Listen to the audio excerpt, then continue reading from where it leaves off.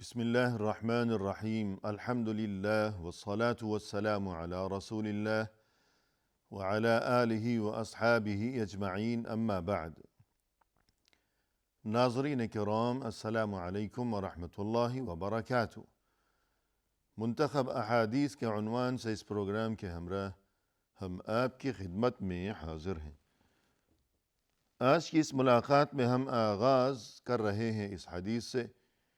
کہ جس کا نمبر ہے ہمارے اس سلسلے میں حدیث نمبر 17، اور اس میں رسول اللہ صلی اللہ علیہ وسلم کی جانب سے امت کو ہمیشہ کے لیے جو قیمتی ترین تعلیم دی گئی ہے اس کی مناسبت سے آج کی ہماری اس نشست کا عنوان ہے احسان کرتے ہی رہنا۔ فرمایا کہ عن ابی یعلا شداد بن اوس رضی اللہ عنہ عن رسول الله صلى الله عليه وسلم قال إن الله كتب الإحسان على كل شيء فإذا قتلتم فأحسنوا القتلة وإذا ذبحتم فأحسنوا الذبحة وليحد أحدكم شفرته وليرح ذبيحته۔ یہ حدیث صحیح مسلم میں ہے، جہاں اس کا نمبر ہے 1955، کتاب الصید والذبائح، باب الامر باحسان الذبح۔ رسول اللہ صلی اللہ علیہ وسلم کے یہ صحابی کہ جن کا نام نامی اور اس میں گرامی ہے ابو یعلا شداد ابن اوس رضی اللہ عنہ، فرماتے ہیں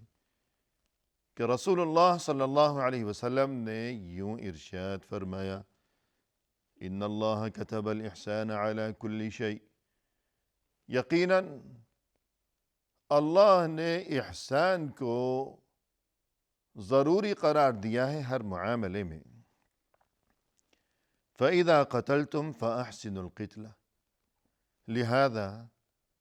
جب تم قتل کرو تو احسان کے ساتھ قتل کرو۔ وَإِذَا ذَبَحْتُمْ فَأَحْسِنُوا الذِّبْحَ،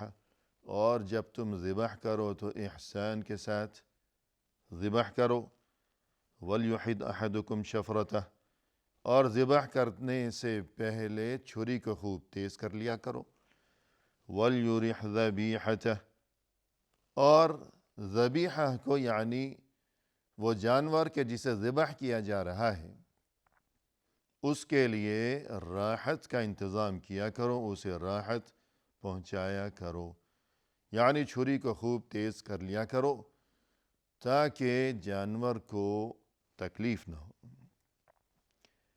رسول اللہ صلی اللہ علیہ وسلم کی طرف سے امت کے لیے، دنیا انسانیت کے لیے اور ہم سبھی کے لیے یہ قیمتی ترین اور پاکیزہ ترین تعلیم، اس میں ہمارے لیے چند باتیں قابل غور ہیں۔ پہلی بات تو یہ کہ آپ صلی اللہ علیہ وسلم نے فرمایا کہ ان اللہ کتب الاحسان علی کل شیء، یقیناً اللہ نے احسان کو ہر معاملے میں ضروری قرار دیا ہے۔ کتبہ ضروری قرار دیا ہے۔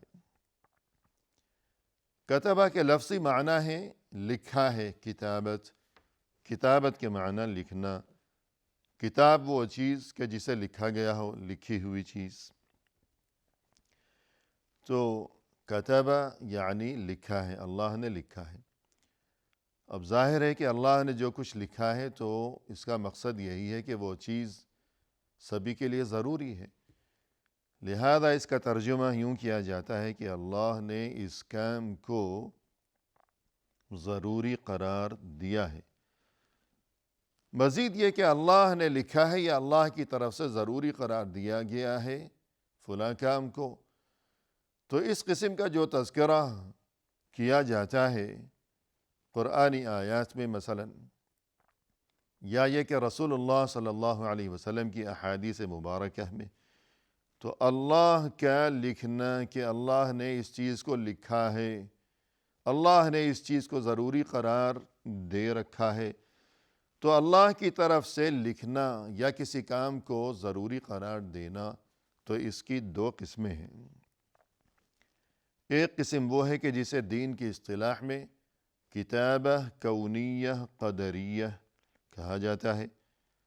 اور دوسری قسم ہے جسے دین کی اصطلاح میں، شریعت کی اصطلاح میں کتابہ شرعیہ دینیہ کہا جاتا ہے۔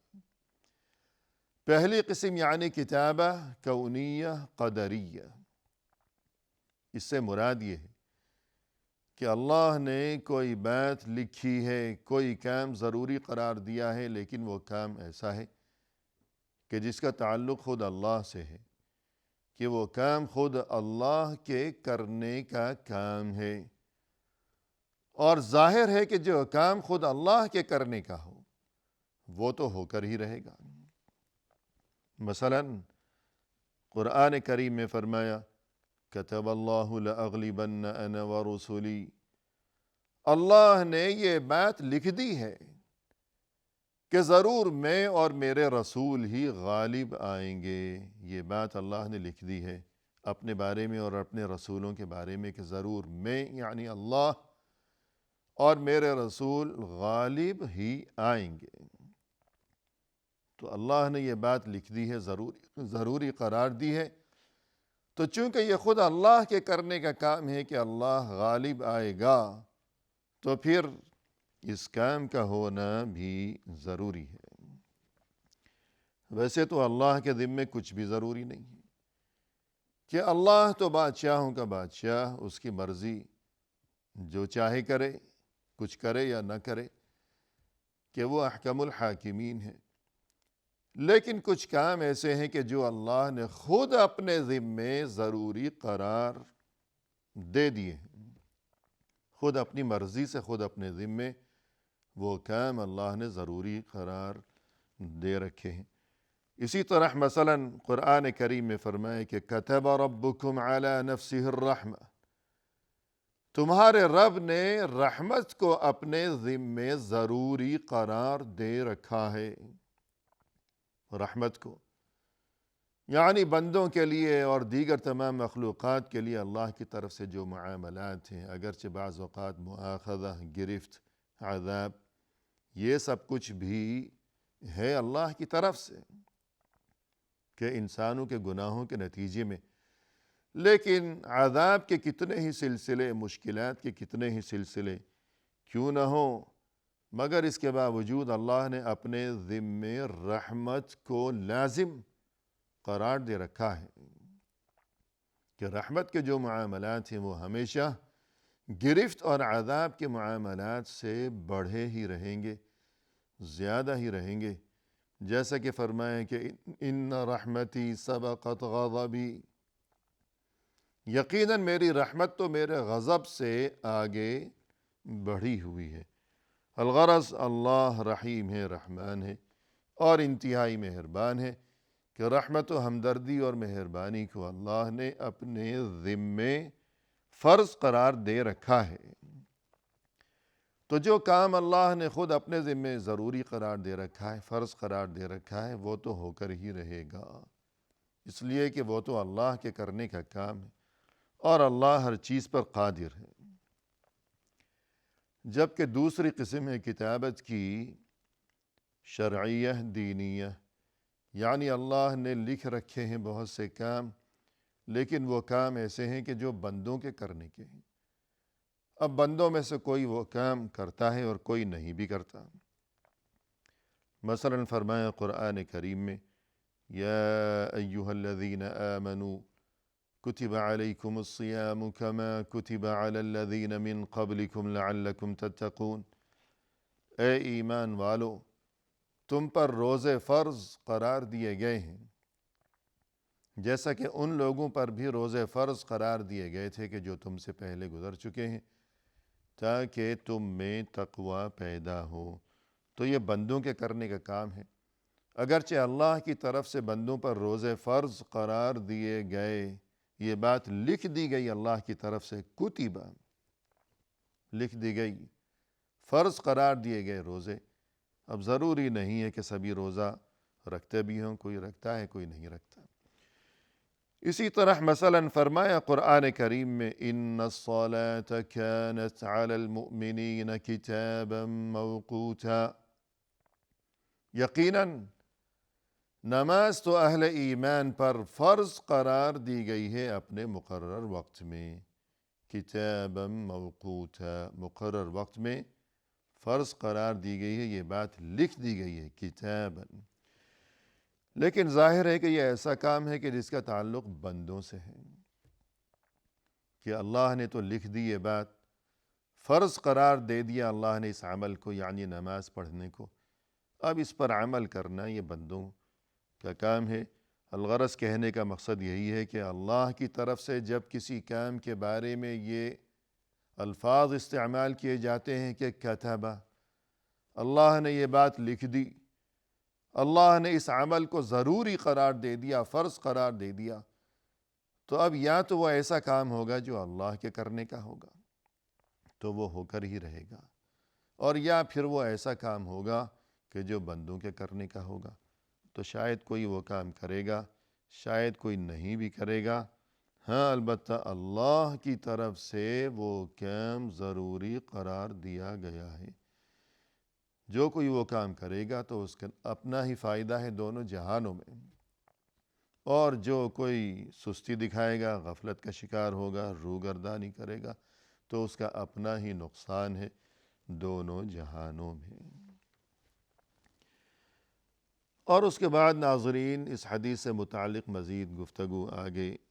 بڑھاتے ہوئے ایک بات اور قابل ذکر یہ بھی ہے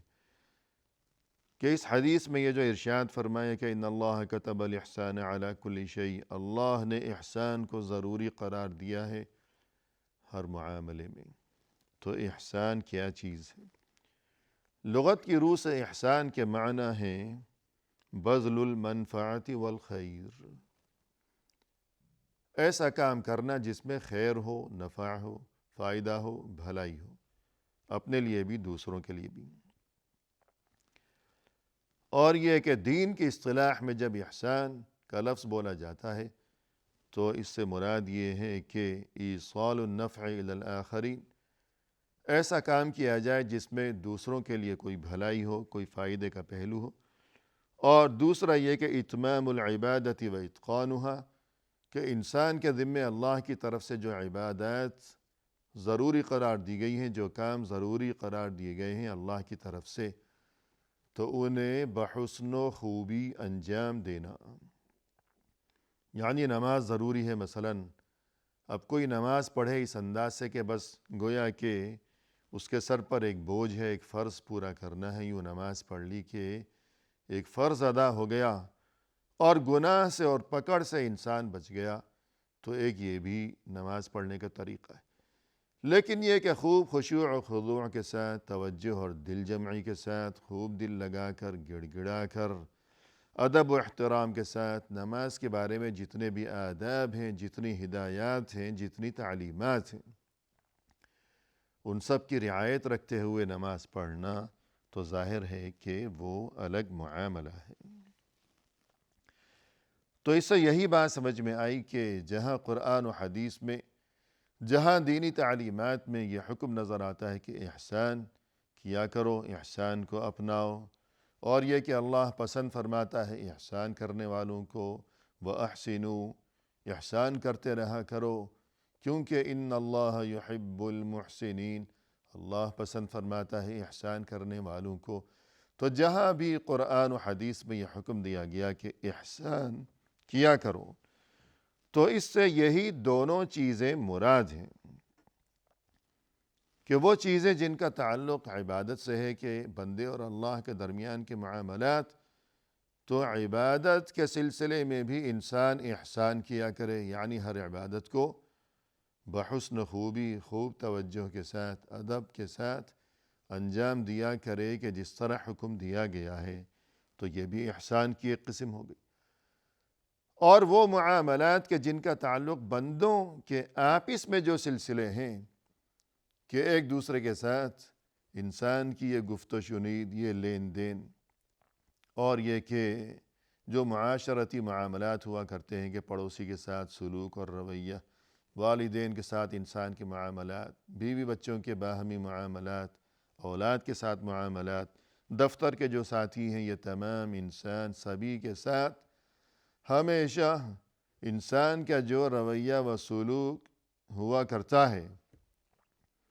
تو وہ ہمیشہ حسن اخلاق پر مبنی ہونا چاہیے۔ تو یہ بھی احسان ہے۔ گویا احسان کے دو پہلو ہو گئے، اور دونوں پہلوؤں کی رعایت اور حفاظت اور ان کے بارے میں فکر و جستجو کرتے رہنا یہ ضروری ہے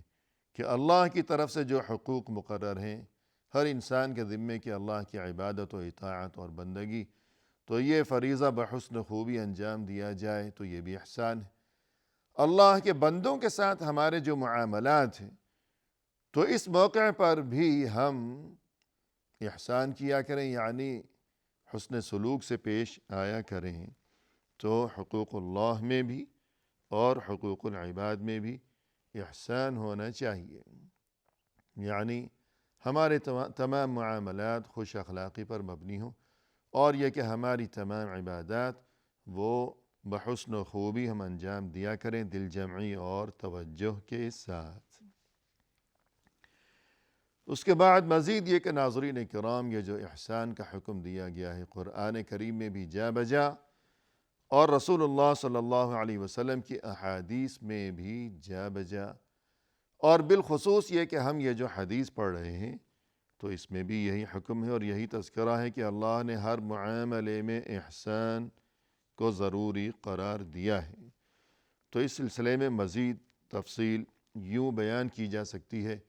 یا یہ کہ ہر مسلمان کو اس بارے میں تفصیلی علم یوں ہونا چاہیے کہ جہاں تک عبادات کا معاملہ ہے کہ وہ کام جن کا اللہ کی طرف سے انسان کو حکم دیا گیا ہے کہ جنہیں مأمورات کہا جاتا ہے، مأمورات امر سے ہے یعنی اللہ کی طرف سے، اور اسی طرح اللہ کے رسول صلی اللہ علیہ وسلم کی طرف سے ہر وہ کام جس کا امر یعنی حکم دیا گیا ہے وہ مأمورات۔ تو اب مأمورات میں احسان کیسے ہوگا؟ مأمورات میں احسان یوں ہوگا کہ خوب اچھی طرح ایسے ہر کام کو انجام دیا جائے کہ جس کا حکم دیا گیا ہے، یہ احسان ہو گیا۔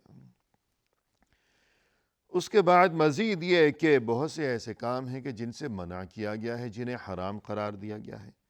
ان میں بھی احسان لازمی ہے۔ ان میں احسان کس طرح ہوگا؟ اور پھر یہ کہ بہت سے حالات انسان کو درپیش آیا کرتے ہیں زندگی کے اس سفر میں، کبھی خوشی کے معاملات ہیں، کبھی غم کے معاملات ہیں، تو اس موقع پر احسان کس شکل میں ہوگا، کیسے ہوگا؟ تو زندگی کے یہ تمام معاملات کے عبادت کا معاملہ ہو، کسی کام کے کرنے کا معاملہ ہو، کسی کام سے بچنے کا معاملہ ہو، کوئی خوشی کا موقع ہو، کوئی غم کا موقع ہو، آپس کے تعلقات کا معاملہ ہو، ہر موقع پر، ہر سلسلے میں، ہر رنگ میں، ہر شکل میں احسان کا معاملہ ضروری ہے۔ اب کیسے ہوگا یہ، کس طرح ہوگا یہ، اس بارے میں تفصیل لیے ہوئے انشاءاللہ آئندہ ملاقات کے موقع پر گفتگو کی جائے گی۔ وآخر